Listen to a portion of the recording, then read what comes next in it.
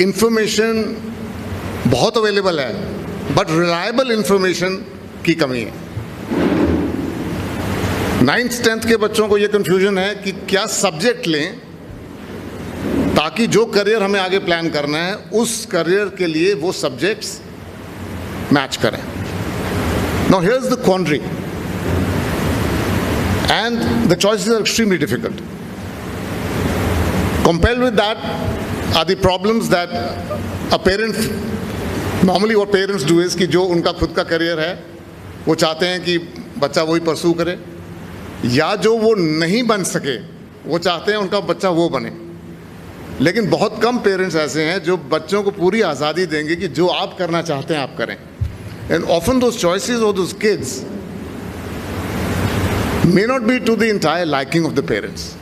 Now this is a stress creator. There is also a problem that today there are extreme competition in India especially, and every middle class and upper middle class child wants to study abroad. This is the bane of education system of the country today. It's very sad. पता नहीं क्यों है, लेकिन है। शायद NEP आने से ये चीज़ फ्यूचर में करेक्ट हो जाए। मैं प्रार्थना करूंगा प्रभु से कि वो हो जाए। और हमारे स्कूल का यही मेन एम है, by holding such occasions and inviting the respected parents and the exalted panelists, कि ये जो गैप है जिसमें बच्चों को लगता है कि हम क्या करें और बाहर ही क्यों जाना चाहिए, why can't we have enough opportunities in India and contribute in making our nation even greater? Now this is a problem, but I'm stating a fact. 80% अच्छे बच्चे middle and upper middle class के आज की तारीख में they want to go abroad and they will give their right arm to go abroad. Why is that? So this compounds the problem further. हमने बाहर जाना है पढ़ने के लिए, okay, I mean I can't deny a child that ambition. I can't deny that parent, that sacrifice that the parent makes to spend that kind of money to send the child abroad. But the problem with the parent and the child is कि वो select कैसे करें कि university कौन सी जानी है, उसमें जाने का क्राइटेरिया क्या है, उसके पैसे डूब तो नहीं जाएंगे। You've seen that. A lot of kids who've gone to Ukraine have come back, doctors who've done 4 years suddenly got kicked out. You just read that in Canada there's been a serious scam in which hundreds of children of Indian origin have landed up in fake universities. And the entire government is now talking to the Canadian government to say that, look, don't let the children get harmed, because they've unfortunately landed up with some touts who've cheated them. It's all in the newspapers. So going abroad is damn good, but how do you get reliable information कि ये वाकई अच्छा है? And what does it lead to? आप जाए वहाँ पे 1 साल का कोर्स करने, 2 साल का कोर्स करने, और खर्चा तकरीबन 2 करोड़ रुपए का है। पेरेंट्स बेचारे, they will mortgage whatever they can. They'll send you. What are the returns? What are the returns? आप उसके बाद proportionately उसके रिटर्न प्राप्त करेंगे। Now connected to this is also something that is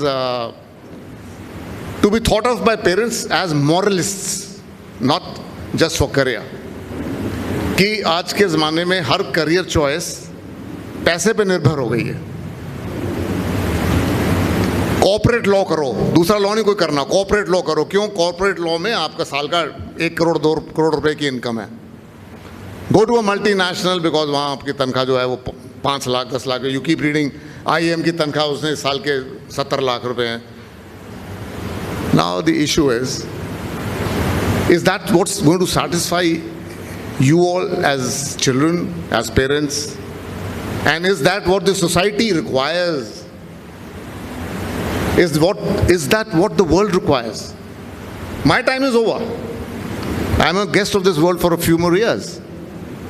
Is this generation, is this kids who are sitting here, ये दुनिया आपकी है, और आपने इस देश को और इस दुनिया को कैसे बनाना है और क्या इसमें वैल्यूज डालनी है, वो आपने देखना है. And that depends on the career choices you make. So everything may not be money. For example, standing here today as an army officer, I would tell you all that all these careers are crap.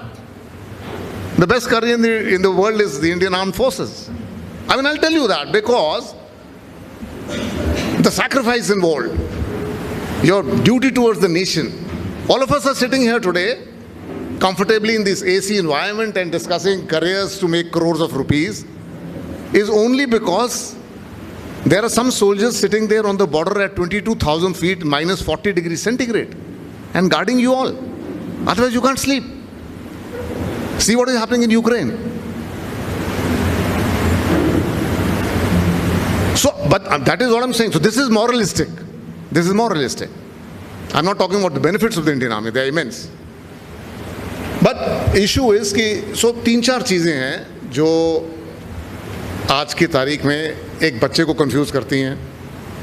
क्या subject लें, क्या career लें, उस career को लेने के लिए कौन से कॉलेज में जाएं, बाहर जाएं, कौन सी यूनिवर्सिटी चूज करें.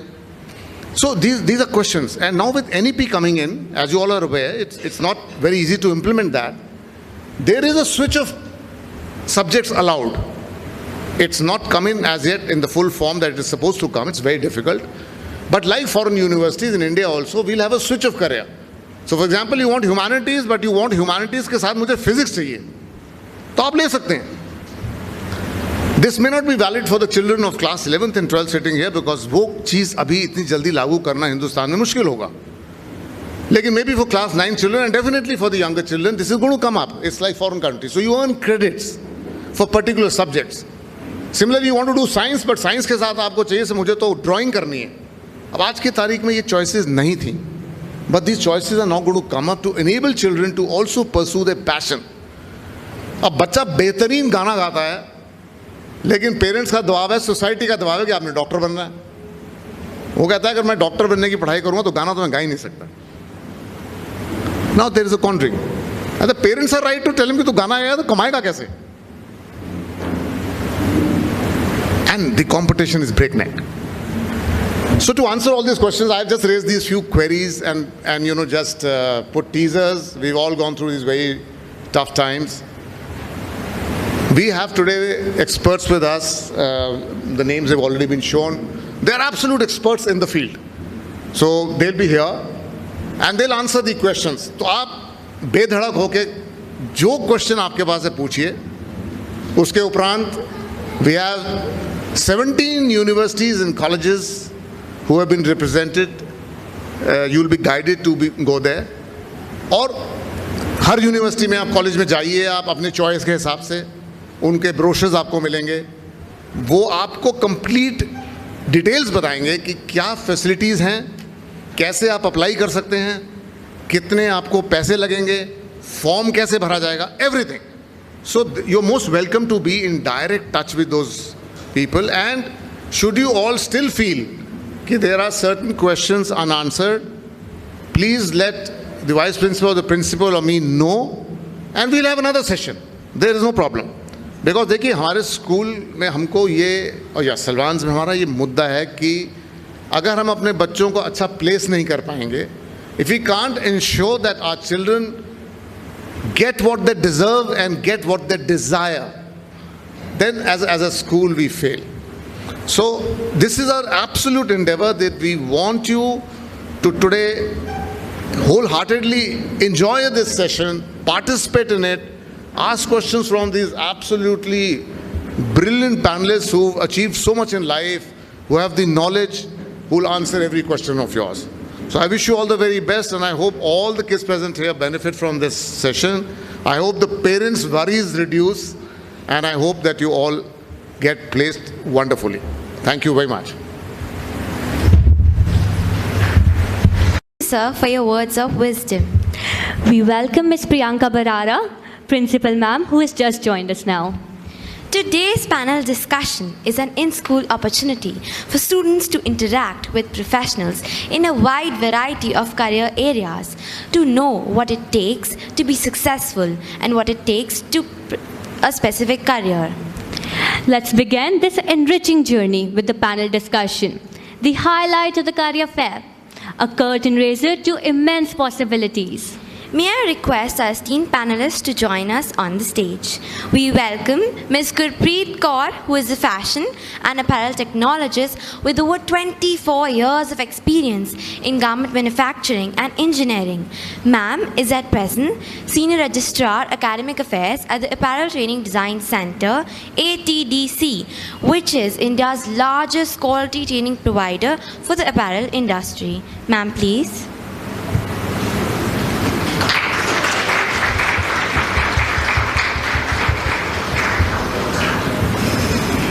Please put your hands together to welcome Dr. Anshu Chaudhary, Assistant Professor, Psychology at Indraprastha College for Women, University of Delhi. Ma'am has about 15 years of experience in higher education, research and HR consulting.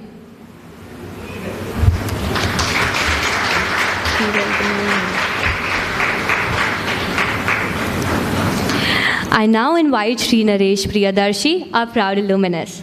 Sir is a senior level management and strategy professional with rich experience spanning 29 years in the field of industry, academics and startup ecosystem. Sir is the CEO of Triple IT Delhi, and it's an honor having you with us, sir. May I invite Ms. Manu Mehra, Head of English Department, to take this panel discussion forward. Ma'am, please. May I also invite Archit Verma, Head Boy and Student Representative, to also join us.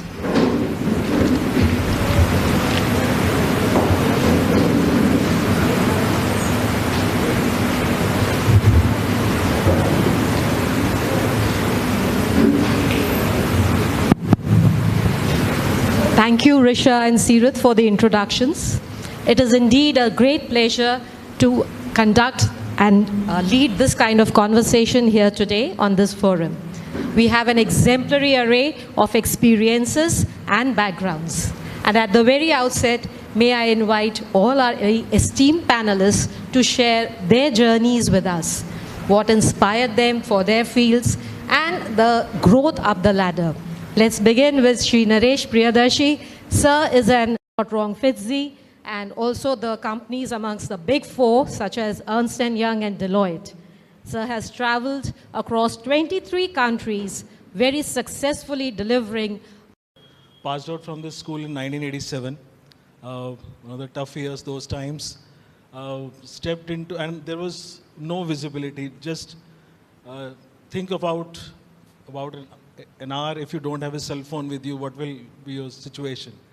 But those days, there was no knowledge about PC or internet was not even thought of. So we used to go around and ask for information. And just to share with you one interesting incident. After class 12, we used to go to, in groups as friends, we used to go to every college to pick up forms and all that. And one of the colleges, the security guard said कि आपका यहाँ admission नहीं हो सकता. क्यों नहीं हो सकता? 90% से ऊपर number आए हैं. नहीं हो सकता. क्यों नहीं हो सकता? ये women's college है. तब समझा. So, you would just collect colleges, like forms and fill up every form, because there was no knowledge at that time. So while there is a plethora of information today, you have to pick up the right thing. Those were the days which are like primitive compared to today. But coming back to that, the point was that I ended up, I would say, I reached College of Business Studies, and the college was under construction because it was a new built college. And the staff was selling the forms sitting on the paint cans. There was no furniture in the college at that time. So just took up the form, appeared in the exam, and there was a conflicting situation with another exams. So I took a risk and took up that exam and reached that college, ranked, like topped in the college. So, and then all throughout, there was a point that I have to move towards higher studies in the area of management. While I was in school, I was a science student, and at those times, the admission used to be in DCE. That used to be either IIT or Delhi College of Engineering. So in class 12th, I had a long bout of typhoid, right from July till November. So somehow I could just appear in board exam, but I was short of 2 marks to get admission to DC. So that was catastrophic for me. You know, I had huge depression kind of state. जो मेरे सारे अच्छे friends थे सबका अच्छी जगह हो गया, जिनको मैंने पढ़ाया उनका हो गया, मेरा नहीं हुआ था. सिर्फ एक चीज़ जो था जो नहीं मतलब होने दिया वो कि to give up. And that has been the spirit of all my decisions, I would say, whether it is my professional decision or performance or the situations on the personal front. The only thing which has been not to give up. So the determination and focus, that has been the way of my working. So if I would say journey, like it is not easy to sum up the last 20, 25, 30 years, because every situation, every decision had certain reasons. But whether I was in college or subsequently when I worked, even my first job, I remember the guy I reported to assistant manager, उसने मुझे store में भेज दिया कि आप जाके store में records ठीक करो. Like coming from the top business graduate college from the college, topper from there, I go as a formally dressed and day one I was put up in stores कि आप record ठीक कर दो. उसने बोला ये 15 दिन तो लगा रहेगा अब यहाँ पे. 2 days later I said कि ये हो गया, आप कर दो, क्या करना है. तो he said नहीं अभी तो बहुत काम बाकी है, आप इसको ऐसे नहीं ऐसे करो. मैं कर चुका, उसका फोलियो वाइज लगा दो, मैंने कर चुका. सो मतलब आपको जो भी सिचुएशन मिले, see what best you can do. Don't remain confined to what has been given to you. So आपका कहीं भी आप कमिंग बैक टू एकेडमिक्स, अभी आप काम नहीं कर रहे हैं, पर अगर एकेडमिक्स में आपके अगर फैमिली से या टीचर से एक बेसिक एक्सपेक्टेशन है that you perform well, now that is you don't have to try to achieve it, you have to deliver it. उसमें आप कॉम्प्रोमाइज़ नहीं कर सकते. आप ये नहीं सोच सकते कि अच्छा चलो I will try to get into this. No, trial है ही नहीं. सो think like this, either you breathe or don't breathe. You can never say that I will try to breathe, and take that way of doing things. You can't say मैं करके कोशिश करूँगा. You have to deliver, and that has to be your minimum performance level. Then you start moving, and that is the way you will be better than others. हम लोग क्या करते हैं, बाकी सबसे कंपेयर करने लगते हैं कि मैं उसके जैसा बन जाऊँ, मैं ऐसा कर लूँ, वो उसने कैसे कर लिया. Comparison it leads to frustration. You don't know कि उसके फैक्टर्स क्या हैं, वो वहाँ कैसे पहुँचा. आप उसको एग्जामिन करने में you are wasting time and energy and focus. You focus on your own performance. I think जो कुछ मैथ्स के स्टूडेंट्स होंगे यहाँ पे, if you put 1 raised to power 365, it remains 1. 0.99 raised to power 365, at end of the year it is 0.01. And 1.1 raised to power 365 is something like 5x. So small increment every day. So beat yourself every previous day. Now कोई भी decision है आपका काम का है, and then so one is determination, second is thinking positive. Again, to share with you, I have had extremely difficult situations. कई बार होता है किसी का जैसे जैसे होता है, but again never gave up, and then always remained positive bent of mind. Yesterday I was having a session with Google. There I met senior VP of Reliance. So we were discussing about thinking positive. So I showed her one card which has part of been my wallet since 1991, which was my first job. So I was put up on an assignment on an export firm, which is a garment creation firm. So उनका label था Positive Creations. So उसको मैंने आधा काट के Creations हटा दिया, Positive था लिखा हुआ, उसी फॉन्ट में मैंने Think लिख दिया उसके ऊपर. इंसिडेंटली मतलब जो होता है ना, मतलब पीपल आर क्रिएटिव, तो मैंने लगा के अपनी डेस्क पे लगा दिया वो. That card since 1991, it is still in my wallet today. It is wallets have change, my locations have change, we have shifted at least 8 times in my past 20 odd years, different countries, locations, but that card has not left me. And that's wonderfully said. It's a really beautiful so take home. You would know, like people in Salvan, they know about the situation I had in 2021. I died. That was to sum up. But I came back. Only because my family and me, we were completely positive that it will be a turn back. So one, determine. Second, remain positive. Third, always do listen to your parents. Not that because I am a parent मैं इसलिए कह रहा हूँ और आप बच्चे हैं इसलिए आपके लिए मैं कह रहा हूँ. शायद आपकी एज में था, मुझे भी लगता था कि यार like how much my mother would know. वो तो मतलब हाउस वाइफ हैं या अभी जॉब में आई हैं, मेरे को पता है आसपास क्या हो रहा है, but later on I realise to know some of the things which she was pushing, she was right, because she had experienced some of the situation which we had not seen. So listen to them. Of course, same message to parents also, that listen to children because they will come back with some information, some exposure. That's why these decisions on what to take ahead or what kind of options to be taken, it could be a joint decision rather than unilateral decision on either side. That leads to either conflict or frustration or those kind of rebel situation. So fourth important point, communicate, because this cannot happen unless there is a communication. So please talk, please, as students, as children in your family, be confident to speak to your teachers or to your parents. Coming to next, teachers are not nowhere secondary to your parents, nowhere. They are your parents. Because like parents, they also don't have any vested interest. मतलब उनको ये नहीं है कि वो आपको इसलिए पढ़ा रहे हैं कि आपको उन्होंने कुछ देना, मतलब आप उनको कुछ देंगे. They don't have any material expectation, they want your future to be bright. So no vested interest, they are your teachers. So that was my, I would be this thing. And one more thing I would say that do not compromise on your academic pursuits for sake of job. Like continuously see what, because if you see whether the purpose of education or, so money is not the indicator of your success. The success is that how much you are able to control your time. You want to take a break, you can take it. You do not want to go to work today, you can do it. You want to come back home or you want to take your family on vacation, that is the real indicator of success, that you have control on your time. No, drive your career choice or your academic pursuit choice with that focus in life. That somewhere you don't have to be the richest employee in a company. No, you have to be the most freely controllable situation kind of work mode. So whether you work on your own or you work in a company, you need to be in that kind of situation that you're able to control your time. That is the real success of your indicator of your success. And then start working backwards. And again, have focus, but do not be rigid. I think agility होना बहुत ज़रूरी है, क्योंकि आपको हर बारी success नहीं मिलेगी, हर बारी आपको आपकी चॉइस नहीं मिलेगी. I wanted to be a engineer, मुझे नहीं मिली engineering, but then I ended up doing an MBA. पर उसमें ये किया कि I did not go to a second year college MBA. वो करना है तो फिर सिर्फ IIM अहमदाबाद से ही करना था, कहीं और से नहीं किया.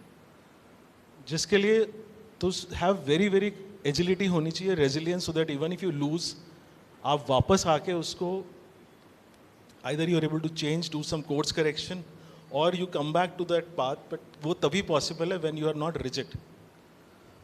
So these are a couple of points which I could share out of my... Thank you so much, sir. Points very well taken, and I think actual experience speaks, because this is not just theory that we are hearing. And the take home from sir's words of wisdom: think positive, be open-minded, time management, and most importantly, have trust. Communicate and have trust.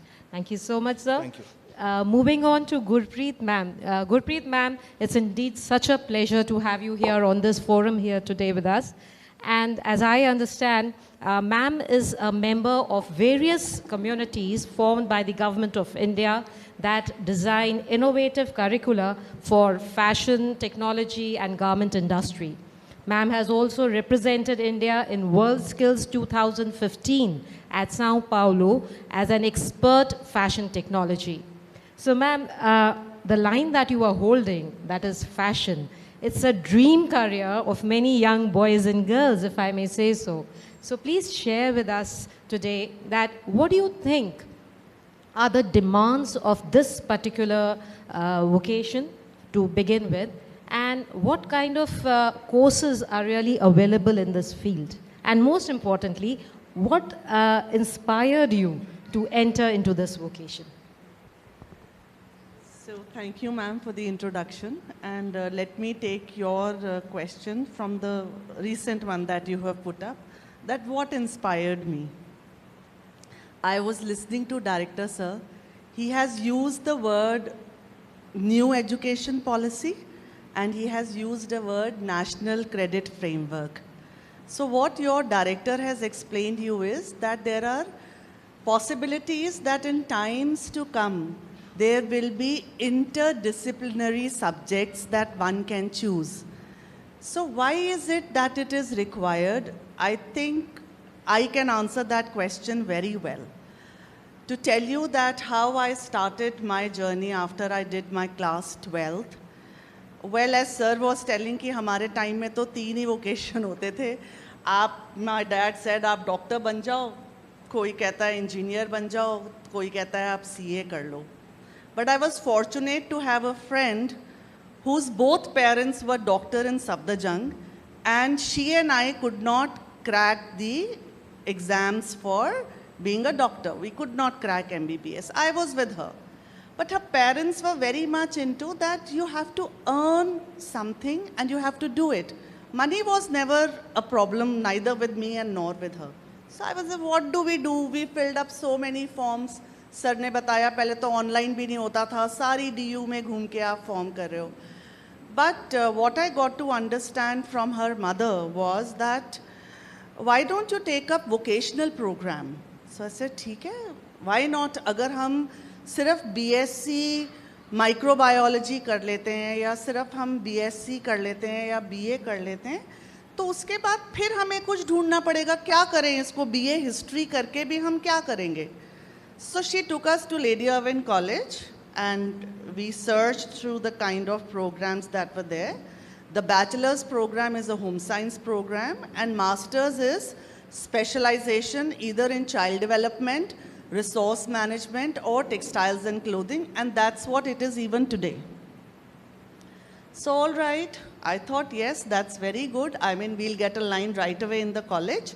And that's what we wanted to do. Both of us were very fond of clothes. I think most of us are. So I joined in BSc Home Science Honors. And I tell you, my colleague is here. We are both from the same college. And speaking to ma'am in the morning that she's teaching psychology, I said that in the first year itself, we learned applied physics, applied chemistry, and applied biology. All were related to somewhere textile line. All right? Then we had subjects on psychology. We had subjects on child development. And let me tell you, these programs, which were a very good combination, is what has helped me today to achieve that what I have achieved in my life. So when I'm dealing with, I was very young when I got a lecturer's job. I was not even 25, I was 24 plus.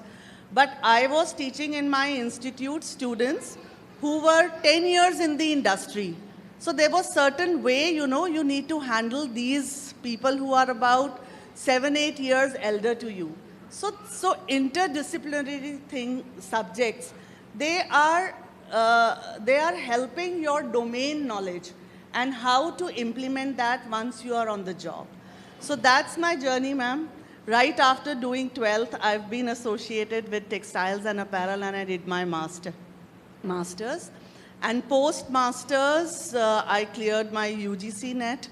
I cleared to be a lecturer and I'm very proud to say that I'm the founder faculty at Apparel Training and Design Center. I joined here in '96 after about 1.5 years of garment industry experience. And let me tell you what happened in that 1.5 years. I will relate it to you later on also.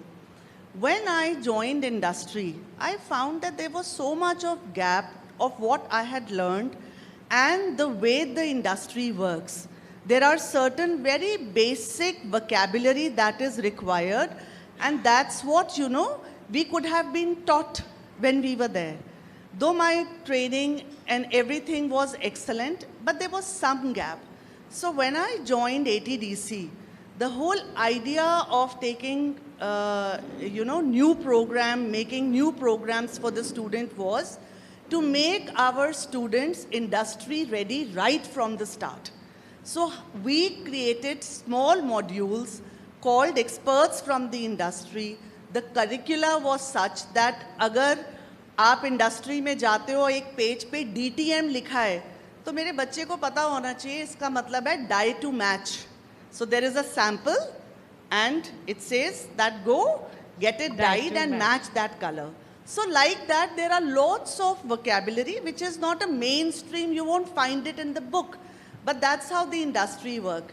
So I would say my main ambition when I joined ATDC was to bridge that gap between the academics and what the industry demand. And that's what it has been.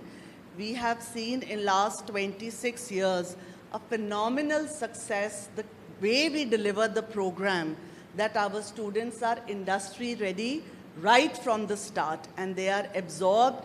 When the industry come here for the placement, the kind of questions they put, our students are giving very practical answers. That's really, really very credible. And I think all our young aspirants here today will realize that whatever you study in school, this is how you utilize it when you are at the professional level. Your vocabulary, the terms and all that we pick up, how they come into actual implementation. Thank you so much, ma'am. If I may share, it's said that select a job you love and then you won't have to work a single day in your life. So, Dr. Anshu, I would like to ask you that was psychology the love of your life, or was teaching or being an academician the love of your life that made you come into this field? So for me, I think psychology, it was more of a choice that I made based on elimination. So sometimes, so I was a science student in class 11th and 12th, and I had physics, chemistry, biology, English, and Hindi, and these were my subjects. And I had so for me, the choice, of course, was medicine and engineering, but at the same time, I was very clear that I didn't want to spend 1 or 2 years of my life chasing the coaching centers and then trying to sit for the entrances. And I was very clear that I didn't want a certain kind of career, So I, for example, didn't want to get into engineering because maths didn't fascinate me much. I was all right with medicine, but, studying and then, being in hospital, being surrounded by sickness and patients all the time was something that I thought was not my cup of tea. And then I didn't want to take up a regular science subject like biochemistry or microbiology because I didn't want to spend a lot of time in the lab. Okay, so for me, I went for something different altogether. I went for psychology because it sounded fascinating. It was something that I thought I could do because I enjoyed observing people. I enjoyed, understanding why people would do something. And, so I was always an analytic person, and I thought psychology was therefore a subject that would be right for me. And I took up psychology way back in 2003 after my schooling, when psychology was not such a popular subject. So my entire family thought that, she's gone crazy. Why would she take up psychology? She's done so well in school. She's got a fantastic percentage. She could go into any science course of her choice. If she were to prepare for entrances, she would get into any medical school or engineering college. Why is she going for psychology, And that's a choice that I stood by. I told my family very, very clearly that I'm going to go for this subject and this is what I want to do. Well, it may seem a little foolhardy because I did not do too much of research back then. But I think what helped me at that point in time, and that's something all of you may want to think about, is that I knew myself very well. So for example, I knew that I don't want to be in a setup which is devoid of people a lot of time in my working hours, okay? I knew that I'm an analytical person and therefore I will do well in a certain kind of a subject. I knew I have good communication skills and command over language, and therefore I'll be able to express myself. So those were some insights that I had about myself, and therefore those insights helped me go for a career choice which was considered offbeat at that point in time. So I pursued BA Honours Psychology from the University of Delhi, and I loved psychology, and I was so happy that my choice was good and I gave everything to that subject. So 3 years of my life, I kind of lived, breathed psychology all the time. It was not just in my books, it was in the world all around me, you know, and that's the kind of subject psychology is. And with that solid grounding of 3 years of education in that subject, that helped me, for example, get into masters immediately without preparation. That helped me clear my NET exam in the second year of masters itself. I didn't have to like separately prepare for it. So the more, like, if you have that kind of passion for your subject and you enjoy it, you kind of live it, then you don't have to like prepare separately for things like entrances, okay? It just becomes the part of who you are, the kind of person you become. So psychology is a subject that you can actually live on a day-to-day basis. So then I did my master's from the University of Delhi. I did very well over there. And then as a part of the placement, I was part of the placement cell in the college, and I got a job opportunity to work with Deloitte. Deloitte is one of the big 4 consulting firms, and I worked as a human resource consultant with Deloitte for about 3 years. Now, I was always inclined towards academics, research, teaching. I thought my teachers were very happy people, you know, I wanted to be like them. But, you know, the kind of trend we have in our society where corporate job is kept in a certain kind of esteem, so I wanted to experience it for myself so that I become sure about my choices. So I worked in corporate sector for about 3 years, and I realized that, you know, as Sir mentioned, I wanted a greater amount of freedom and control over my time. I didn't want to work for extended hours, no matter how much of money it brought me. Again, an insight about myself that I'm a person who's a very contented person. I don't want too much of money, but I want a lot of independence and flexibility with my time. So that helped me make that choice. I quit corporate sector, and I then decided I'll pursue psychology further. I'll get back to it. And though I was all set to do my MPhil in clinical psychology, I cleared the entrance. But at that point in time, with a stroke of luck, the job at IP College happened, you know. And then, of course, I was interested in teaching as well. I've always had multiple interests, had difficulty choosing between things because I had a lot of passions.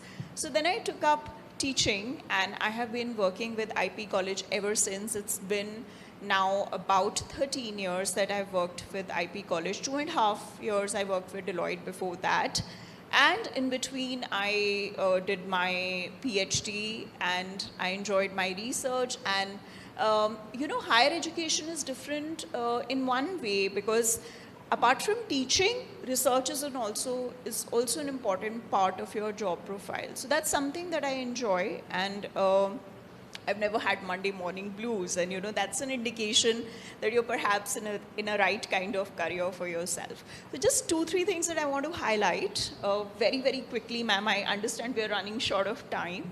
Is one thing that, you know, always, so we live in a world of scripts where people think that certain professions are fancy and, you know, they are sought after professions, but it's not necessary that they're right for you, okay? So self-understanding is a very important foundation for making right career choices, and have courage to stand by your choices. And I would urge the parents to please understand that, you know, I'm sitting here, I'm maybe 2 decades apart from the children who are sitting in front of me. I don't think I'm equipped to give you right career choices, because the kind of careers you will be choosing between, they have not even come into existence right now. The way industry is evolving, the way workspaces are evolving, the kind of professions that are coming up, we have not perhaps even heard of them as of now. So it's like, you know, you're the right people to make your career choices. We can just, I think parents and educators can support the students, but you have to be in the driving seat of decision making in your life. Second thing, this decision making never stops, you know. You keep on making these career choices throughout your life. It's not that you chose a certain subject and you chose a certain college and you chose a certain profession and that's about it. I think you'll be facing these career choices at every juncture in your journey, and please don't be afraid to make a complete U-turn or to make a complete switch. There's so many people who have had a flourishing corporate career, they're quitting their jobs to pursue something different because that is what their life's calling at that point in time. So please never be afraid to make those very offbeat choices, because perhaps they're the right choices for you at that point in time. So career switches, they're pretty much the norm in the present world that we live in, okay? Third thing that I want to very quickly highlight is that it's not just about the knowledge of the subject or a particular institution or a course that you're pursuing, but it is also about a lot of skills, soft skills that you're acquiring in the process. So something like analytical thinking, something like communication skills, something like adaptability, something like empathy and emotional intelligence. These are the skills that you'll need tomorrow, because everything else is being taken over by artificial intelligence. So now you have a chat GPT that can pretty much do your homework for you, but do you have a sense to ask right kind of questions to that chat GPT?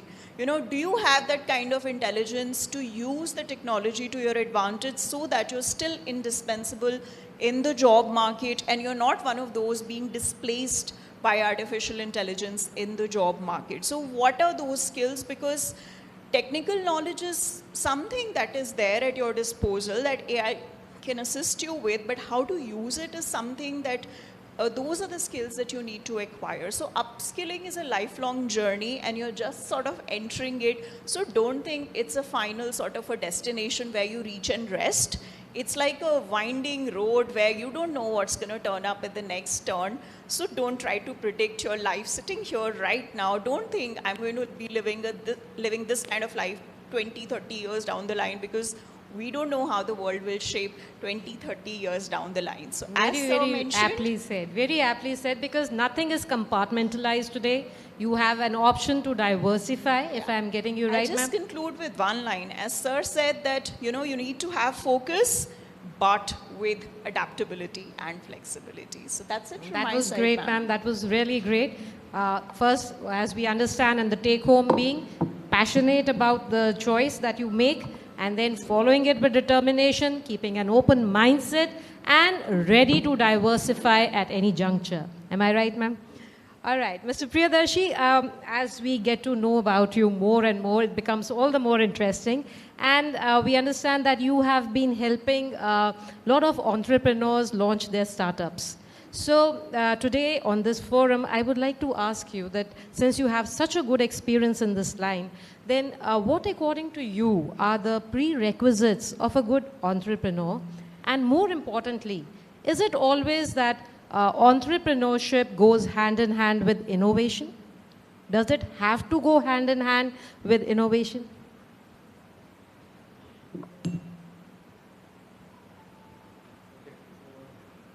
It's a very pertinent question on whether entrepreneurship and innovation are linked. So I'll start with this with it. Okay, there is an idea, but then idea has to make an impact. And that impact can be possible if you have linked that idea with some problem to be solved. Now, either that could be an existing problem or you are creating something new, which is like, for example, there used to be cassettes to hear the music. Now, from cassettes to walk, that why it is to be done. So we almost reject those ideas which have just a solution without a linkage. Second thing is whether they have thought of taking someone along. Instead of somebody just coming as an individual, whether it is coming as a team, there are 2-3 people, maybe classmates, maybe people from your network, but कहीं पे 2 या 3 लोग हैं जिन्होंने सोचा है कि हम इसे इकट्ठा करेंगे. So there has to be collaboration. Preferably. उसका रीज़न एक ये भी है क्योंकि कल को अगर उस आइडिया को आपने नेक्स्ट लेवल पे लेके जाना है, आपने उसमें कुछ इन्वेस्टमेंट की है, आपने कुछ उसके अराउंड बिजनेस क्रिएट किया और अगर आप अकेले हैं due to some reason you step out, then that thing collapses. एक तो ये इसीलिए आपका को फाउंडर होना ज़रूरी है. दूसरा, हो सकता है मेरे पास सिर्फ टेक्नोलॉजी की अंडरस्टैंडिंग है, मार्केटिंग या बिजनेस ही किसी और के पास है, या किसी के पास एक इंडस्ट्री की लैंडस्केप की या लीगल अंडरस्टैंडिंग है, तो वो as a team you work together better. आप ये भी कह सकते हैं मैं अकेला हूँ, मैं 4 लोग और हायर कर लूँगा, पर वो आपके साथ वो आपका पैशन या वो डिज़ायर या ड्रीम नहीं शेयर करेंगे, दे आर योर एम्प्लॉयज़. तो एक थिंकिंग अलग हो जाती है एज ए को फाउंडर और एज एन एम्प्लॉय. तो दूसरी चीज़ हम ये देखते हैं कि एक टीम की The support kind of a team from different sectors. Even उस अगर कोई इंडिविजुअल भी आता है, whether he is keen to take someone on board or not, मतलब then we help him to find that co-founder. So एक दूसरा element है कि he should be able to share and take someone along.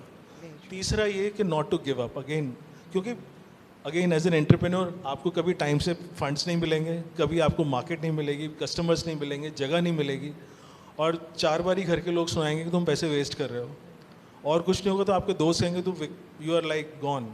मतलब हम सब newspaper में पढ़ते हैं कि उसको इतने करोड़ मिल गए, उतने मिल गए. This is I think lot of graves have happened before that one success has got seen. Like it is seen that it took me 20 years to become an overnight success. तो बहुत टाइम और effort चाहिए to become that. तो इसलिए don't be get swayed by what is happening in media. Real life is tough, so don't give up. This And was sir, I was just coming to the very connected part, since you very rightly said, for entrepreneurship, all the young aspirants here who want to go into entrepreneurship, first is innovation, followed by your collaboration. Like sir said, it has to have a team, a support team, and then of course the determination. That is the driving force, I think, in almost everything. And last point, think about the actual solution. Lot of times हमारे पास आते हैं, कहते हैं कि हमने ये app बना दी, हम वेबसाइट बना देंगे, this is my solution. Actually technology is not a solution. Technology है आपकी एनेबल करती है सोल्यूशन को. If somebody is hard pressed on time, you are creating time for him. That is a solution. You may use technology for that, right? किसी को knowledge नहीं है, आप उसको उसकी एक understanding next level पे लेके जा रहे हैं, but वो app tutorial is not the solution. So think sir, of the real solution. Don't get again कि मैंने technology बना ली. That is not the end point.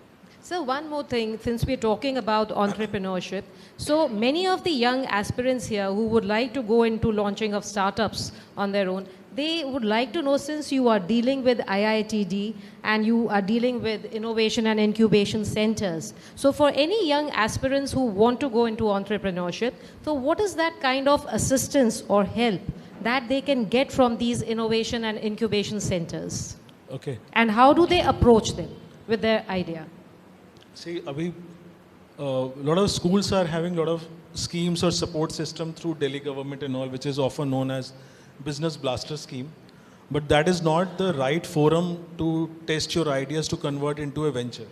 They're basically creating a spark on you, but yes, you should not expect huge wonders through that, because it's not that it will create huge pipeline of funds and all that.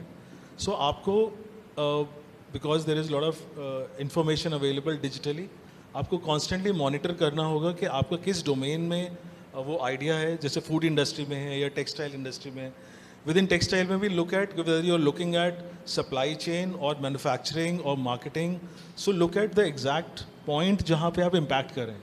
तो वो भी होता है कि कई बार सोच के आते हैं, जैसे हमारे पास हेल्थ केयर वाले आएंगे कि मैं डेटा भी हैंडल करूँगा, पेशेंट्स भी हैंडल करूँगा, इंश्योरेंस भी कराऊँगा, हॉस्पिटल में एडमिशन भी कराऊँगा, अब मैं आपका पोस्ट नेटल और पोस्ट सर्जरी में आपकी ट्रीटमेंट भी हैंडल कराऊंगा, और एनालिटिक्स सब कुछ करूंगा.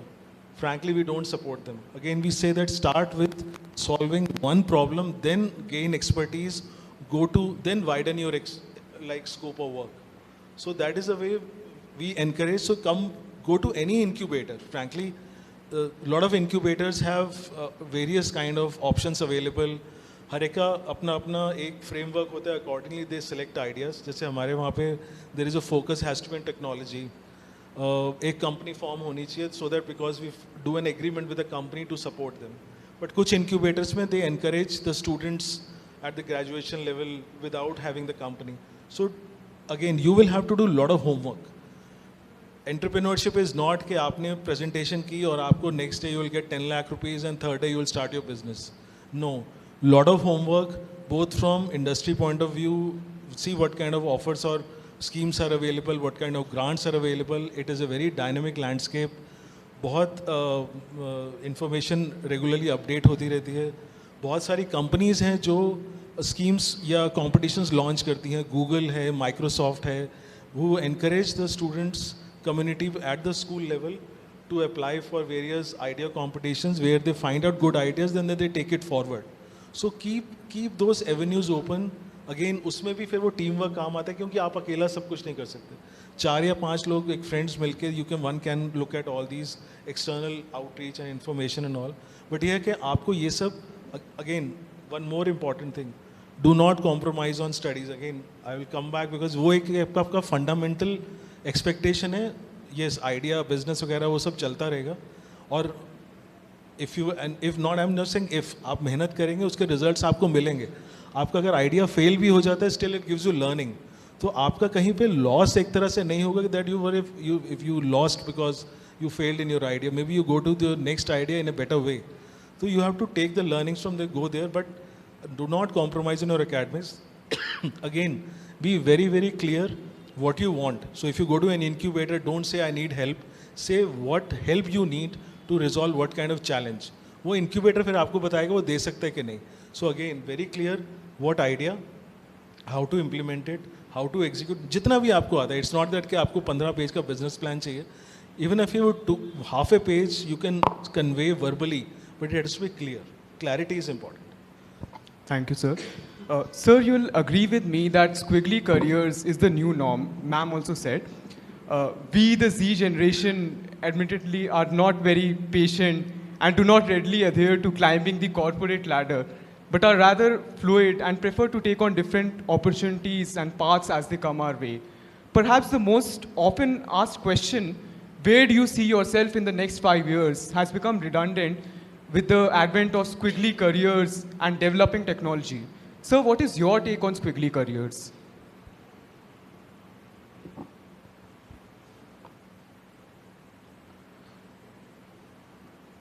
It's both ways, frankly. Sometimes switch becomes important because of some intrinsic factors, some organizational reasons, some individual reasons. At times, a longevity in career also is seen as like stability, seen in a positive way at times. But in some situations, they see somebody who has not moved, he has become a furniture, right? So you have to take the decision with in an intelligent way. So again, a lot of people have almost same talent. It is the way things are handled, the way they are communicated, that start making a lot of difference. But the way the perception is being created, that a lot of times somebody is working 10 times, like twice the other guy, but the other guy gets the reward. So a lot of person who start understanding that he is not working as an individual in an organization. Understand the ecosystem, understand the culture. Have dialogues, have help from your friends, from experts, from your colleagues, have a mentor who is not your boss. So these are the things that so switching should not be a decision in the haste. Make a qualified, educated decision, and there should be a reason. Again, if I get a CV, if I see 7 changes in 5 years, I'll start questioning that person's ability to stick. Maybe that person might be a maverick. The organization was not able to give him what he wanted to give the right results. But did he also remain stable enough or try to extract more out of that organization? So we have to switching. What I'm saying is that either of these things is neither very good or not very bad. Every decision has to have certain reasons and logic. So that I would say, but not make it too frequent also. That does provide a lot of clarification. Thank you, sir. Very quickly, for example, I changed from I worked for 4 years before my MBA, so there were 2 jobs between that. Post that, 2 years in one consulting company, I moved to the next because it was giving more international assignments, like clients in India, but international clients. Then I moved to industry because somebody suggested if you have to rise in consulting, you have to become an expert, go and understand industry as well. I went to industry for 3 years, came back to consulting, then started a consulting company under Singaporean headquarters. Made it as Asia Pacific largest office in 2 years, remained with them for 6 years. Then I switched, came back to corporate. So if there was a reason for every change. So I think, sir, looking at these circumstances, the need and the growth opportunities. And personal decisions as well, like for example. And yeah. That's great. Gurpreet ma'am, thank you so much. Gurpreet ma'am, talking about a career in the fashion industry, coming back to that, I believe there are a number of options, be it in fashion technology, apparel designing, or a fashion coordinator. And especially when young girls and boys, they hear names like Rohit Bal, Ritu Beri, Abu Jani. So they are very attracted towards it. But today on this forum, I would like you to acquaint our young aspirants with the real picture. First of all, what are the kind of courses that are really available? What is the admission criteria for those courses? And very importantly, what is the climb up Because everybody who starts cannot be a Rohit Bal. And it should not result in a kind of a demoralization. Sometimes maybe it takes a very long time to climb the ladder up with the kind of cutthroat competition that the line has. So I would just like you to apprise them that what is this like, what are the admission criteria, the various courses and the various profiles. Because everybody cannot be a brand creator.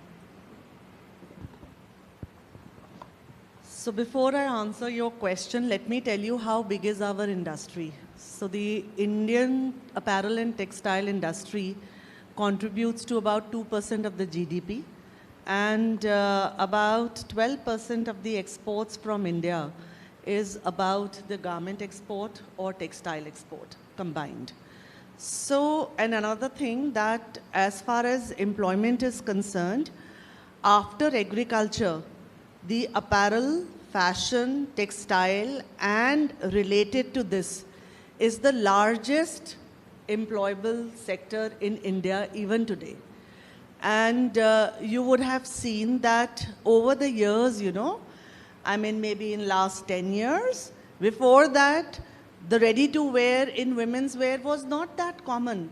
Now I think all of us are going for ready-to-wear. It used to be men's shirt, I guess, when it started way back. तो हमें लगता था main shirt तो readymade आ गई है, trouser का तो सबका अपना अपना साइज़ होता है, ये रेडीमेड नहीं आ सकती. बट आज जब आप देख रहे हैं, most of us find that the ready to wear has better quality, it has better fit, and it is in line with what we demand. So there is a sea change that has come. Not only that Indian exports is doing well, our own domestic market and the demand from the customer within India has swelled in the past 5 years. And this has given opportunity to youth like you to take up jobs either in manufacturing or related field or even in the retail since e-commerce has come. So you will find that we are not, about 15 years back, there was no word like e-commerce or retail. No, it was not. And now we have courses like luxury management, luxury retail management. So what are these people doing? They understand that in India, there is a demand where people have deep pockets and they want to buy Chanel bags, they want to buy Balenciaga t-shirts and stuff like that. So how to cater to those customers? So your job opportunities for youth who are looking into opportunities in apparel, fashion and textile sector are immense. When we talk of apparel, we are mostly talking about the manufacturing of the apparel. When we talk of fashion, we are talking of branding, having your own brand, as ma'am said, how to be Rohit Bal, how to be JJ Valaya. And in e-commerce, where a lot of my students are being taken up to understand what is the merchandise they should put on the website that will be picked up. We all want to put those items, no, which are saleable. So who's going to do that research? Is this color in the season? Is this cut in the season? What is it that we have to bring in the season next? So this is an industry like any other industry. And let me tell you, when you talk of engineering streams, even in apparel industry, there are industrial engineers. These are the engineers who are planning production, and they ensure that in case you have to deliver 5,000 men's shirt in next 2 months' time, how much of labor, how will the piece be cut, when shall the fabric be there on the cutting table, what will be our technology? As Sir was telling, as an entrepreneurship, you have to be very innovative.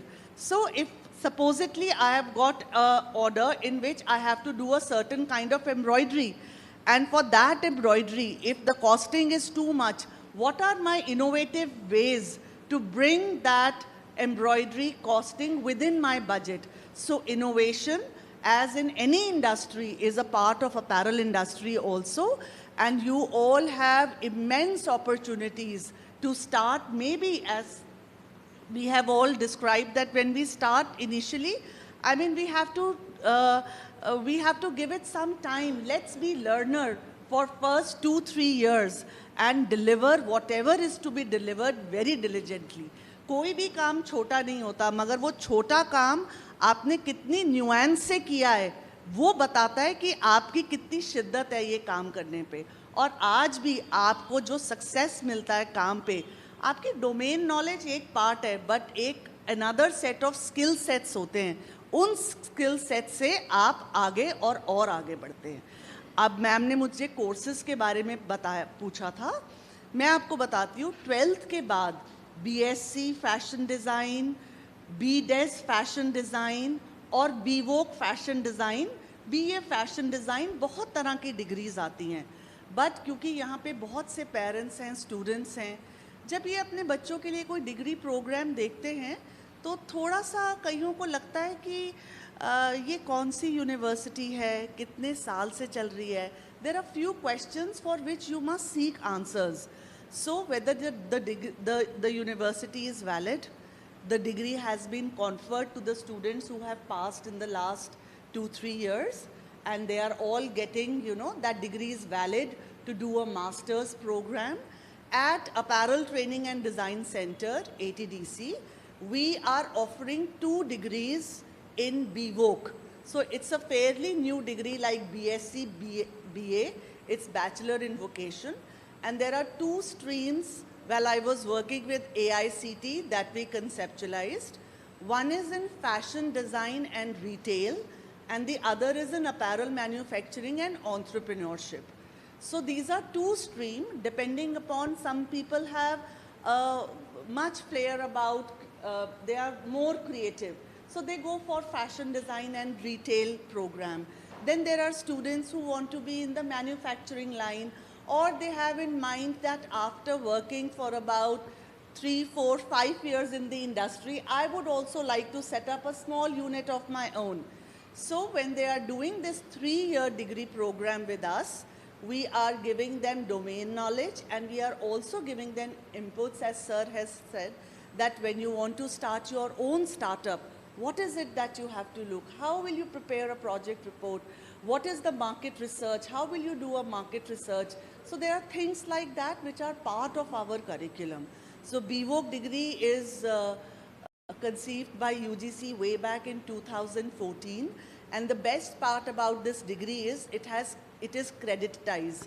As sir has said, that most of the degree programs will have credit value, and you want to shift from one degree to another, your credits will be recognized. अगर आपने कहीं 1 साल आप psychology करके आते हैं और मुझे बोलते हैं कि मैं आपको सेकेंड ईयर में ले लूँ, तो आपके फर्स्ट ईयर के कुछ क्रेडिट्स जो हैं मैं वेस्ट नहीं होने दूंगी, उनको मैं ले लूँगी और एक आपको ब्रिज प्रोग्राम करा दूंगी ताकि आप सेकेंड ईयर के स्टूडेंट्स के साथ एट पार आ जाएं. तो ये 2 प्रोग्राम्स हम 2015 से करा रहे हैं, और हम ministry of youth affairs and sports के साथ जुड़े हुए हैं, जिनकी हम नेशनल इंस्टीट्यूट की हम डिग्री देते हैं. And I'm very proud to say that all my students who pass, they are employed very well. Some of them, we have an industry internship program in every year. That's the beauty of this degree. So when you are in the first year itself, in the first semester, there will be a visit to maybe a textile mill or a garment manufacturing unit. And in the second semester or in the even semesters, you have to do small internships in the industry. So I'll just share one student I recently met during the convocation, which was conferred by Anurag Thakurji. He gave the degree to our student. So he was checking, what are you doing? So he said, sir, I'm customizing Kanjivaram saris. So he said, the convocation was being held very close to Kanjivaram in Seri Perambadur. So he's very intrigued. He said, so what is it that you're doing? Sir, when I was doing my internship, I was in Kanjivaram weaves, and I saw how saris are being made. And I started my small business picking up these saris and selling it from my home. And slowly my customer base expanded, and I got to know that there are certain color combinations, certain motifs, some newness is desired by women. So now what I'm doing is I'm taking orders to customize Kanjivaram saris. So when you are doing a vocational program, and a vocational program that takes you to industry, that takes you to mill, and it has internships, so that is what in 3 years is a very, very holistic learning experience. Thank you, ma'am. Ma'am, talking about different creative careers such as writing, music, art, in spite of the required degrees, the road ahead is not very smooth. People are scared to venture out in this field because of, let's say, financial uncertainty or society's expectations. Ma'am, how do you think the apprehensions surrounding a creative career can be removed amongst the masses? So I will answer your question. The apprehension is all about that how many singers are required. Okay, the apprehension is not about mainly about what career you are choosing. So I guess that's one big thing that people understand, but way back people used to think that India ki population will be a deterrent. But let me tell you, we have seen COVID passing by, and it's the number of people in our country that हमारे को आज ये जो mobile का plan है 300 rupees में भी मिल जाता है, which is not there in any other country. So we are blessed to be in a country which is doing so well, has vast, cultural differences. Being a Punjabi, I also want to wear a Kanjivaram, all right? So understand the requirement of the people that's there. So apprehension is there, I guess in every new thing that you do, there is an apprehension. But as ma'am said, believe in yourself. If you think I'm the best, yes, I'm the best. Thank you, ma'am. That was really great, ma'am. And I think that should be the driving force for any of our young generation who are going to create a future for all of us tomorrow. Talking about these things, there's another thing, that just occurred to me, Dr. Anshu. You'll agree with me that we all live in a cutthroat competition. And many of our students, those who appear for various competitive exams, various entrance exams and all, even after clearing those exams, they are constrained to take up sometimes subjects which are not altogether of their choice, since you are at the university. So I thought you were the best person to answer this. I was wondering that according to you, when it comes to selection between the kind of course that is being opted and the branding of the institution, what according to you should a student opt for? The course or the branding of the institution? What counts more in the professional career, since we're talking about careers? So it's a difficult question to answer, because when we talk about the branding, it's not just that there are just two categories there, So there is a whole range of institutions, and they all have different kind of histories and capabilities, and the institution status does not remain static. It keeps on evolving over the period. So when I entered Delhi University, everybody wanted to get into Stephens, for example. And if you look at the current time, and the most popular courses used to be science courses. And now if you look at the present times, I think the most popular courses are commerce or psychology, and the most popular institutions are SRCC or LSR, or, so it keeps on changing from time to time. But I think, so institutions do offer a holistic learning experience, the kind of exposure, opportunities. So for example, you're organizing this career fair, exposing your students to different opportunities. Institutions also have all these collaborations with universities abroad. They have these different extracurricular opportunities. So, I mean, I'm not going to give this or that kind of an answer, because it really depends. So if you're a person who has diverse interests and who's still making up their mind about this is what I want to do, or maybe I can also do this, or I'm good at this and this also.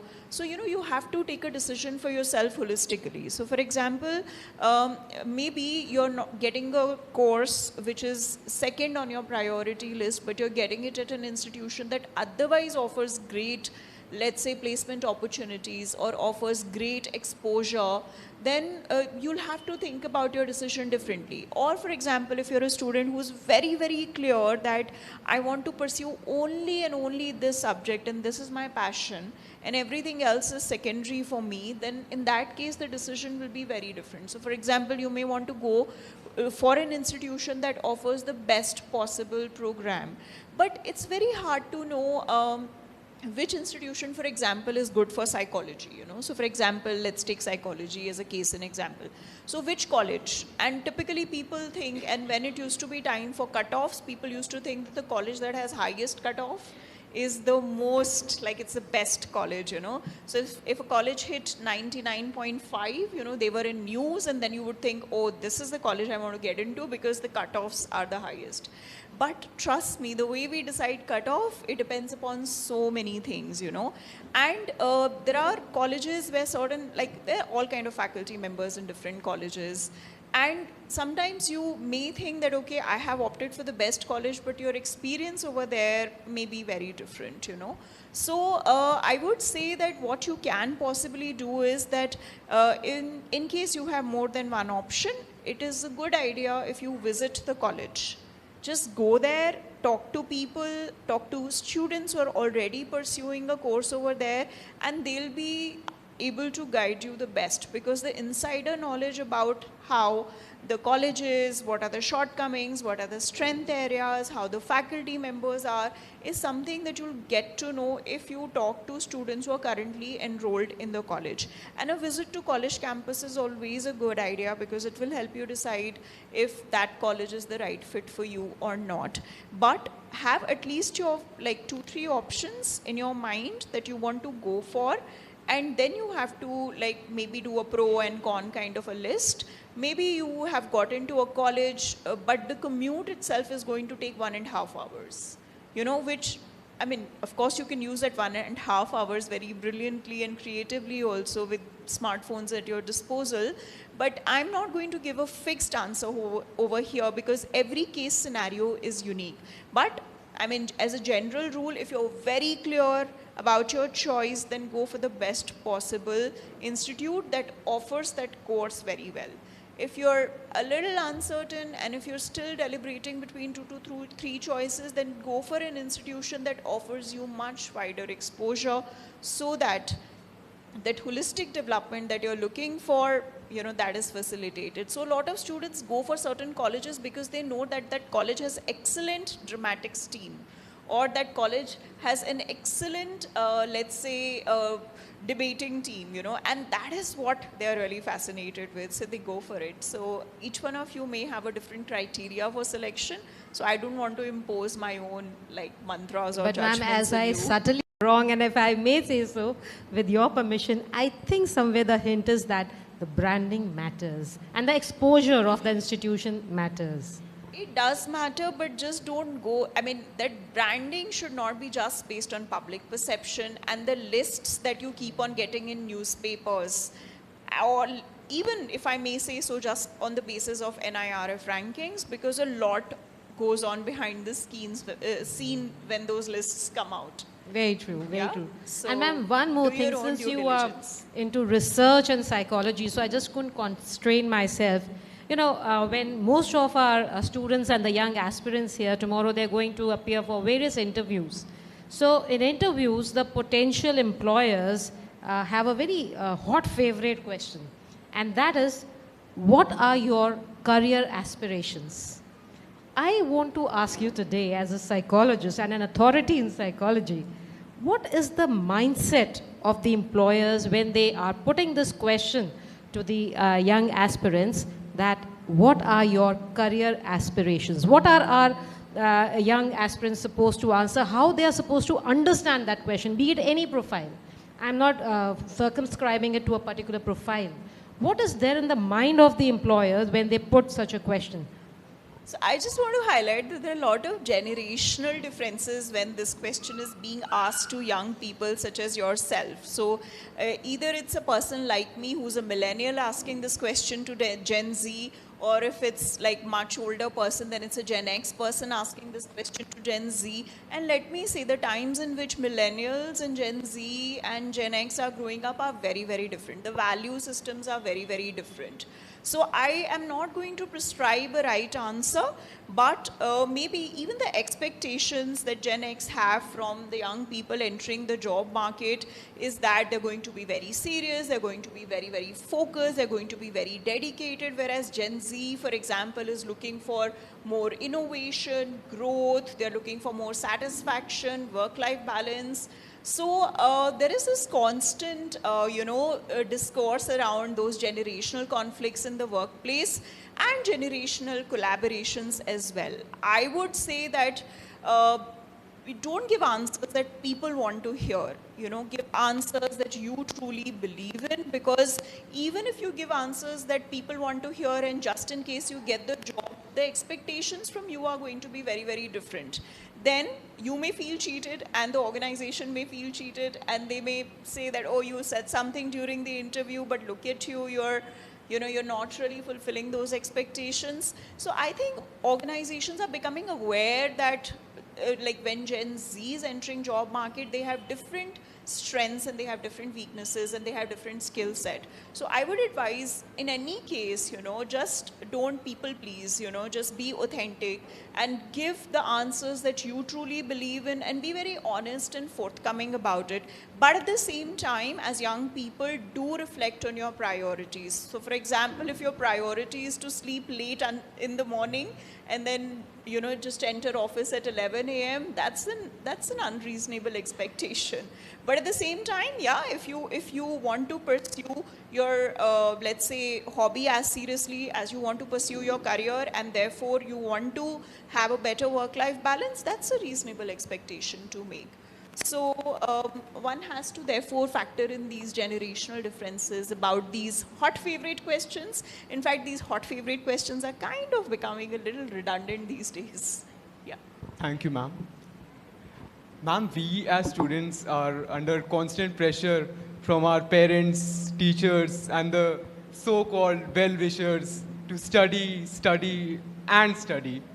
However, if I may, we have the example of Dhirubhai Ambani, Steve Jobs, Elon Musk, who were successful in spite of not being academically proficient. I'm certainly not advocating being a school dropout, and I'm most certainly not quoting Thomas Edison, a single sheet of paper can't decide my future. But I'm genuinely interested to know what role and how much role does academic proficiency play in making an individual successful in professional life? Okay, so all those examples that you gave, all these people may not be, let's say, doctorates, or they may not have master's degree or even college degrees, but they have been very, very knowledgeable about their particular fields. Okay, so they have thorough knowledge, for example, of their customers, of their products, the kind of innovations that are entering the market. They have huge amount of ability to learn, grasp information. And that is where, in fact, it's sad that somewhere we just place the practical knowledge away from the academic knowledge, as if we talk about this divide between theory and practice. I think we should all move towards praxis, which is like whatever you learn, how do you really go about applying it? So all these people, probably they were not educated in the universities in the traditional sense, but they were educated in the school of life, and they had the tremendous focus and capability to learn. And that is something, and at the same time, people who have made it big in academics or like in the formal spaces with formal doctorate degrees, they shared the same trait. So I think the lesson to be learned here is that whatever you do, just have a lot of focus, determination, and do things thoroughly, that eye for detail and that critical thinking around it, that ability to question, not take anything for granted, not just believing because people are saying, those are some of the qualities that I think successful people share between themselves, and those are some of those qualities that you can, as students, look at imbibing in your own professional and academic lives as you step on in your journey further. Thank you, ma'am. Yeah, sure, sir. Sure. So, very rightly said that you have to have education which may not be coming through the classroom, but there is a wisdom of the ground reality. However, additional, I would say, traits which are independent of the academic qualification are the one, ability to take risk, and second is to challenge the status quo. Now, challenge doesn't mean कि ये आपकी class क्यों हो रही है, मैं आज school क्यों हूँ. These are not the challenges, but the way things are being carried out. Can you change that? I think that is where they created or planted their success, and then they continuously kept doing that. So it was not that if once they were successful, they rested around it. They constantly, there was a hunger for success.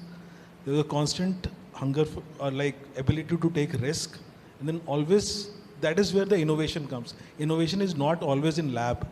Always innovation happens on the streets, on the markets. कि आप यहाँ से घर जा रहे हैं, जैसे जाते हैं, उसमें कोई एक पार्ट है जो मैं चेंज कर सकता हूँ. वहाँ से आप कर सकते हैं बात शुरू कि हाँ, this is the way I want to change things.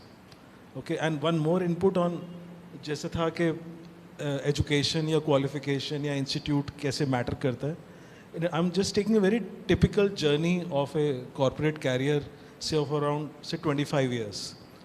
आप कॉलेज से प्लेसमेंट अगर आप लेते हैं तो वो शुरू के 1 या 2 साल, इट विल डिपेंड कि आप कहाँ से आए हैं और आपकी उस प्लेसमेंट में कैसा था and what was your academic performance, because accordingly you will get assignments. But वो 1 साल या 2 साल ख़त्म होते थे, जैसे आपने डिलीवर किया, then your journey in of the growth और success starts according to that delivery.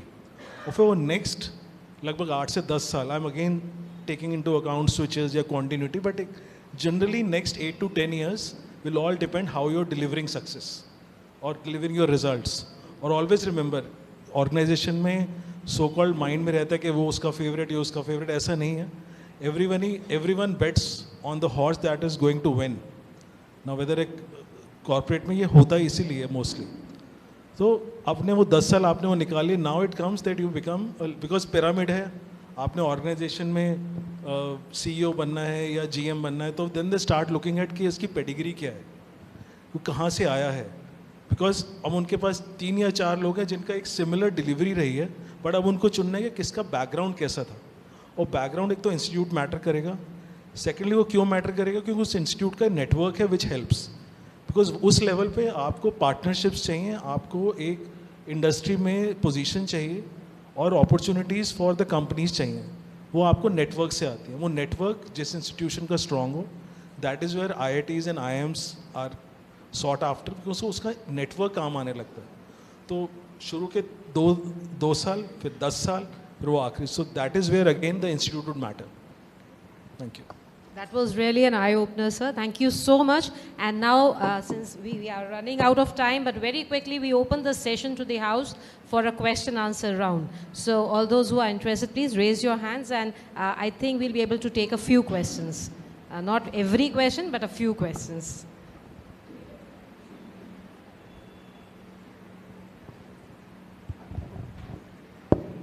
Good morning. So I have a specific question to Dr. Anshu.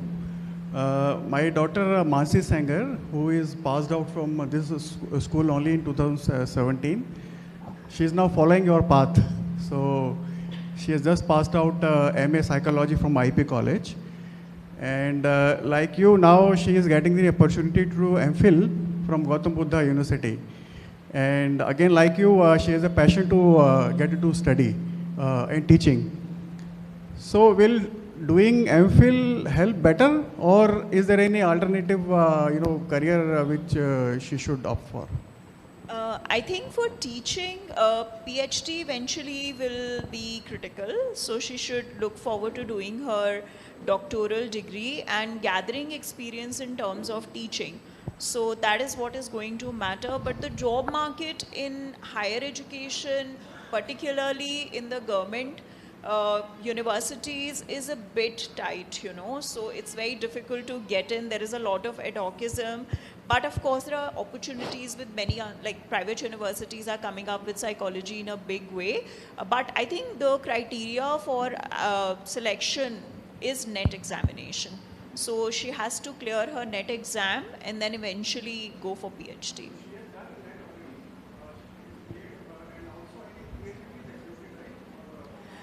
Even if it is exempted, it's like a preferred qualification, sir. Okay, so we look forward to people who have completed their doctoral degrees or at least who are pursuing their doctoral degrees. Good morning, panelists and the dignitaries of Salwan Public School. It's really an enriching Saturday, and my question is also to Dr. Chaudhary. My daughter is currently having commerce with psychology, and I'm having two questions. First of all, I would like that you enlighten me about criminal psychology. And secondly, what are the avenues open for that? Thank you. Okay, so criminal psychology is coming up in a big way in the recent years, and especially with all these, like, you know, OTTs showing all the serial killers, etc. in media. I think the people are fascinated with criminal psychology. But there are not too many universities offering criminal psychology degree per se in India. There are degrees in criminology instead, but there are some universities that have just this university in Gujarat. I'm sorry, I'm forgetting the name, but you can check it out. They have doctoral and postdoctoral programs around criminology, and you can specialize in criminal psychology. Eventually, you can work with the forces, you can be employed with the government. Abroad, there are many more opportunities for criminal psychology as compared to what they are in India right now. But as I mentioned, that it's an evolving field. Perhaps it's possible that by the time your daughter finishes her education, the job market for criminal psychologists in India also opens up. But yes, basically criminology is a derived field that includes law, that includes psychology, that includes generally forensics, etc. So those are some of the areas that one should have expertise in if they're looking forward to making a career in this direction. I hope that answers your question. Good morning, honorable panelists. I am Avika Chawla of grade 12 science stream, and my query is for Dr. Anshu Chaudhary. Ma'am, as students, we used to work really hard for our 12th grade board exams. But with the introduction of CUET, some claim that they feel more relaxed, while others feel overwhelmed with the idea of having to take two types of exams. So what do you think is the impact of CUET on 12th graders? And do you support the idea of this change? I'm like conflicted when it comes to this question. Please sit down. I think CUET as an exam, I mean, the way all entrance exams are in India, there is immense competition, and that adds to a lot of stress. I'm sure some of you may be thinking of taking specialized coachings, etc. for these entrance examination. So at a personal level, I have never been a fan of these entrance exams, so I can empathize with the stress that you may be experiencing. But at the same time, let me share with you that in DU, we had reached saturation in terms of the cutoffs, okay? Where do you go after 99.5, you know? And there have been colleges that have kept their cutoff as 100%. Trust me, it's absurd because there's a lot of variability in terms of marking between the boards, and it's often unfair to students. So at one level, while I agree that entrance exams are a huge burden and added stress in India, but somewhere I'll also have to admit that that's needed. It's perhaps the need of the hour because an entrance exam gives students equal opportunity, you know, in terms like no matter which background you're coming from, if you clear the entrance, you make it. And that was not something which was exactly true because the kind of students we used to get were very homogeneous from elite, private, English-speaking public schools. You know, those were the people who would make it for the courses, top-notch courses. So I'm expecting maybe slightly more heterogeneity, which is always welcome, more diversity in my student population with CUET coming in. But at the same time, whether this goal is achieved or not depends upon the kind of entrance exam we are creating. If it is rote learning, memory-based kind of entrance exam, then I'm afraid we'll replicate the same pattern. But if it's an exam which is more aptitude, thinking based exam, then perhaps we are able to break this barrier and the idea of CUET is going to be more successful. So some of the batches, like, I think hopefully it will settle down in few years, but you guys, I'm afraid, maybe a little bit like guinea pigs to this new experiment. But overall, I support the idea of entrance exams at a personal level. Hello. Yeah, good morning to all the panelists. Thank you for giving this wonderful insight for career opportunities. My daughter is actually pursuing MBA. So my question to sir is that when I went to the institute and I just interacted with the faculty and I just saw कि कौन-कौन सी वहाँ companies आती हैं recruitments के लिए, तो मैंने ये देखा कि मतलब मोस्टली जो कंपनीज हैं जो आती हैं रिक्रूट करने के लिए MBAs को, वो इंश्योरेंस से हैं, बैंकिंग से हैं, फाइनेंस से हैं, एंड मोस्टली मतलब they are more related with the services. तो सर से मेरा ये क्वेश्चन है कि मतलब is it a right choice कि अगर मतलब स्टूडेंट्स जो हैं जो MBA परसू कर रहे हैं उनको मतलब सर्विस रिलेटेड कैरियर्स में मतलब अपॉर्चुनिटीज मिलती हैं ग्रो करने के लिए, लर्न करने के लिए. Thank you. अगर आपका ये क्वेश्चन है कि FMCG कंपनीज जैसे यूनिलीवर, P&G, ऐसी कंपनीज में अपॉर्चुनिटीज़ ज़्यादा बेटर हो सकती हैं. See it depends. कई बार जो बैंकिंग कंपनीज हैं, इवन इंश्योरेंस कंपनीज हैं, उसमें भी non financial like marketing related roles हो सकते हैं. सो उसमें भी ब्रांडिंग का एक्टिविटीज़ होती हैं. मतलब फॉर एग्जांपल अगर आपका max New York life insurance company जो पहले थी, तो अगर उन्होंने कोई पॉलिसी लॉन्च की, they will create a brand around it. So opportunities should not go just by the name of what companies are coming. वहाँ पे रोल क्या है, और एट टाइम्स वो interview is the best opportunity कि आप interview, because interview जो लेने आए हैं ना उनके लिए भी it is equally stressful role. I think you can validate that कि उन्होंने राइट कैंडिडेट लिया है कि नहीं. अगर कैंडिडेट को है कि मुझे जॉब मिला है कि नहीं, उनको भी देखना होता है कि उन्होंने ठीक कैंडिडेट लिया है कि नहीं.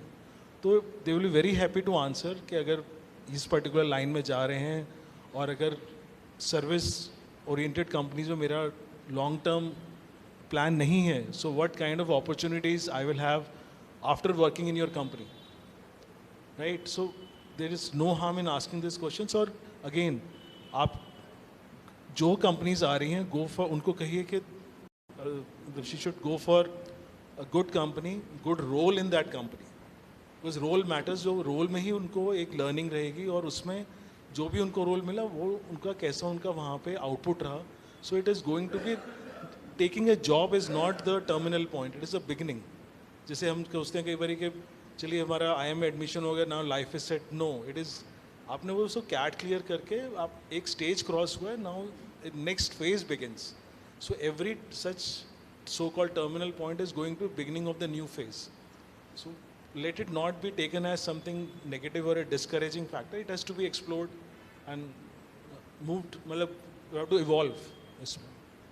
There is nothing to demean service sector. Good. I just wanted to ask, right, you all come from sciences background, right, and chose a different career path later. So when did you realize what was your calling? And did you have societal pressure or the family pressure to take up sciences? And do you feel that you took the right decision, or you realized later that maybe if I would have taken humanities, right, I might be better off right now? All three of you, right? That is the question to you. So very quickly, no pressure was on me from any front. Okay. Okay, I was a science student. I lost out on DCE. Okay, I didn't take IIT because my own understanding was that due to some reasons I have not been able to take coaching and I will not be able to crack IIT. I did not take the exam. Maybe I might have. But anyway, I didn't take science, but when I came across CBS, then that is I took that I will take it up. Because for me, science was again one phase of learning. Even when I am at my workplace or when I am discussing things with my kids and all, at times they wonder कि मुझे अभी तक physics का ये कैसे याद है कि फलक्रम में कहाँ पे पॉइंट हो तो सिजर्स कैसे चलेंगे. कहते हैं आपको कैसे पता? Because I understood it. तो साइंस को I took it more like learning, but there was no pressure. I just took whatever was coming across, and I then just moved on from there. So for me, taking science in school was pretty much a default choice because जिनकी percentage अच्छी आती थी वो science लेते थे. And I think I was too young to really critically question things back then. But eventually when it came to college education, I took up a subject which you can now classify under liberal arts. So I'm very happy with my choice, and I think I made a very good choice for myself. I'm happy with my career choice and the subject that I chose. But I feel that like science education has kind of set stage for me to work hard, okay, to look at things critically and to not take anything for granted, which has also helped me eventually in my academic journey. So I think had I taken humanities, perhaps things would have been different. Maybe I would have had an early start. Maybe I would have not taken psychology. Maybe I would have taken sociology. But you don't know, you know, because that was a path not taken. So I can only talk about the paths that I have taken. But I am happy with my science education as well as with my psychology. Plus psychology has a lot of scientific, you know, subject. Like for example, there is neurosciences, which is deeply connected with psychology. And then when we talk about psychological disorders, it has that element of understanding brain and hormones and how it affects human behavior. So I think there my science education gave me an edge over humanities students because I could understand those things effortlessly with my training in biology. I had a fantastic biology teacher as well. So yeah, I think that's about me.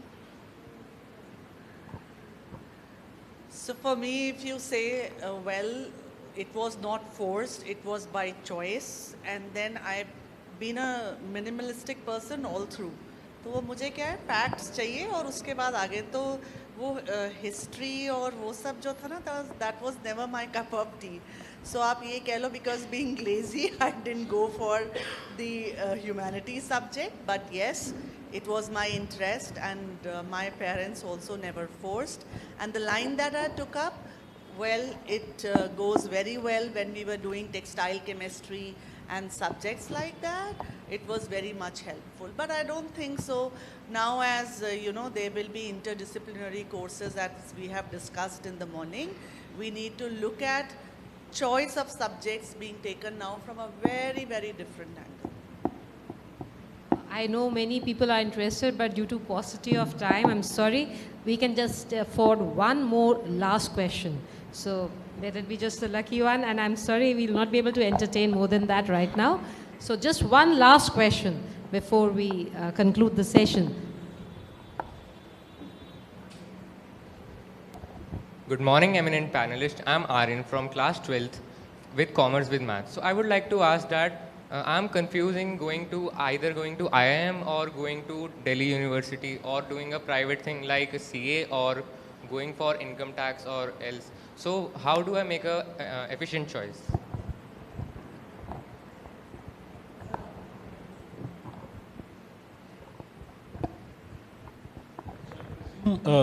Your area of interest would be finance. That's why you're looking at CA? Yes, sir. So IIMs also would offer expertise in finance, and CA would give you more deeper into accounting and finance. So it all depends what kind of role you want to take up in I won't again use the cliche of 5 years, 10 years, but gradually if you want to go towards more like managing the overall businesses with expertise in finance, then maybe an MBA would be more suitable. But along with CA also you will go deeper into finance, vertical, and then gradually if required then you can diversify towards law or CS. So and post that also we have seen CAs opting for MBA as well.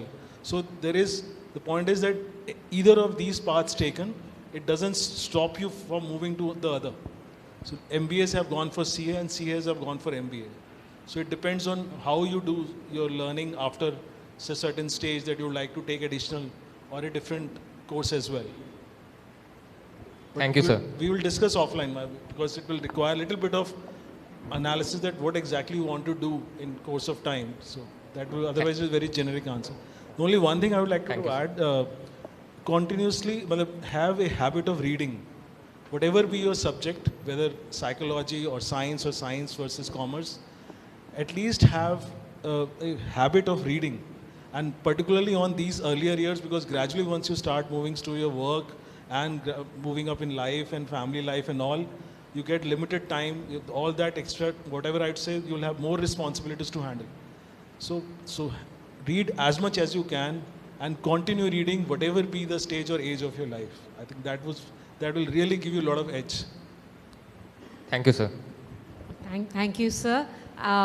Much as we would have liked to entertain more questions, but again, I do beg forgiveness because we are running short of time.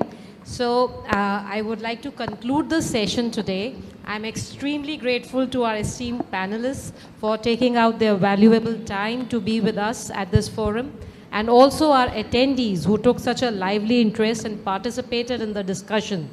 And last but not the least, I am very grateful to our management and Salwan Public School for arranging this forum to give an exposure to all our students as to what kind of career choices they need to make in order to take informed decisions about their careers. I sincerely hope that you've been able to get a better insight into your strengths, weaknesses, and your interests while making your career decisions. Thank you, sir. Thank you, ma'am. If there are any questions, they can email to you, and then you can Definitely. share with us. Sir has been so kind, he'll be forwarding the email, and then we'll float. Yeah. Yes. Yeah, we can give my email address. Thank you, dear panelists. I'm sure all our parents, teachers, and students will agree that this was indeed an enriching session. Definitely new. Definitely interesting. Definitely worth remembering. And definitely incorporating. I now request Ms. Priyanka Barara, Principal Ma'am, to kindly move the vote of thanks.